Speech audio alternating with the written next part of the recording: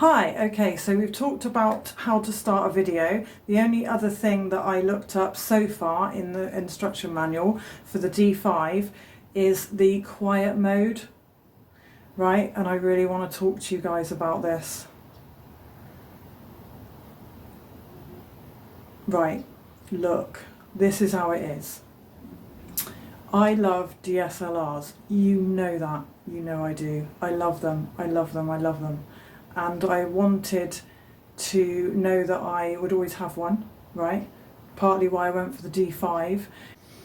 Now, one of the reasons that I did go for the D5 is because I want to do more wildlife photography, and I didn't read up properly about the quiet mode, but I learned that it had a quiet mode, right? But guys, if you are choosing a camera purely on wildlife photography capabilities and you are drawn to the D5 for the quiet mode, I need you to know something.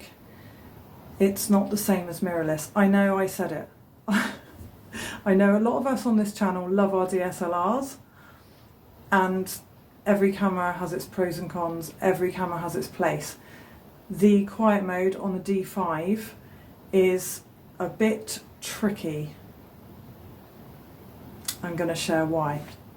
Hold on. There is a delay when shooting with the quiet mode on the D5. It's not the same as just looking through the viewfinder and taking a shot normally, okay? This would not have led to me not buying the D5, by the way. I want to say that now. It's a stunning camera, right? But for the quiet mode, if you're doing wildlife photography, you have to use the live view, right? Which firstly, I know I will get used to it, but I'm always used to looking through the viewfinder. I always shoot like this. So that is gonna definitely take some getting used to.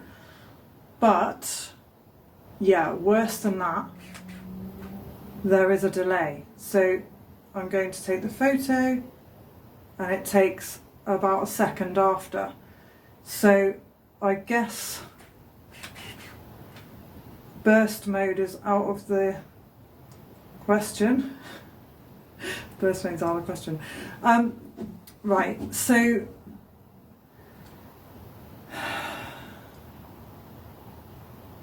like I said, this wouldn't have been a game changer. I would have still bought the D5 because I wanted a later DSLR model than my D3, right? But if you're looking into mirrorless versus something like this with a quiet mode on, a DSLR with a quiet mode on, just have a look into the quiet mode before you make that decision if you're really into your wildlife photography. I think for me now, what I will try and do is get a crystal clear, beautiful, sharp 600mm lens for wildlife photography, and then I'll just stand like further back from the wildlife so they can't hear me, you know, and I'll just hide in the bushes. And I'll just use the camera on the normal setting because I'm so used to looking through the viewfinder. And also, I just think when you're doing wildlife photography, the burst mode is really useful, okay, for me anyway. And I don't know how much use I'm going to get out of the quiet mode on this camera. I did experience the Nikon Z9, and for wildlife photography it's absolutely stunning. Like, you can't go wrong with a Z9 for wildlife photography.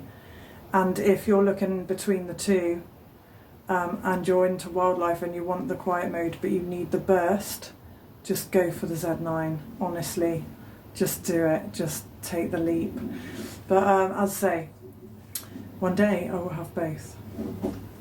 Hi guys. Hi guys, as my previous video, I was talking about the delay on the Nikon D5 quiet mode. I just wanted to also point out that if you're trying to, say, track an animal, if you're trying to track an animal The delay makes that harder, if you see what I mean. So if you've taken a shot, right, using the quiet mode and it's great, but then the animal moves slightly, the delay it slows the whole process down, okay? So just be aware of this before you buy a D5. If that's one of the features that you're buying it for anyway, like it was with me, I was like, wow, you know, I wanted to go mirrorless, but I decided, wow, no, the D5 has got a quiet mode, and it is a saviour. Like if I have to photograph a spiritual retreat, I'll get by with that mode. But if, like weddings, I would not want to use the quiet mode at a wedding like this, because at a wedding you need that instantaneous shutter release and you need burst mode. So for wedding photography, if you need it to be silent and you're a wedding photographer and you're used to using DSLR and you're used to using burst mode and you're used to looking through the shutter and you're used to looking through the viewfinder, just get a Z9, honestly. Just get a Z9. Just get a Z9. Just get a Z9. Or a Z8. Or a Z something else. All of my subscribers, I'm sure, will fill you in with the best Zs, because they know more about it than I do. I've only experienced the Z9 for 2 weeks. But for wedding photography and wildlife photography and all the things that you need to be silent for, I don't think you can beat the Z9. I'm sorry, I know, I wouldn't give you up for anything. I love you.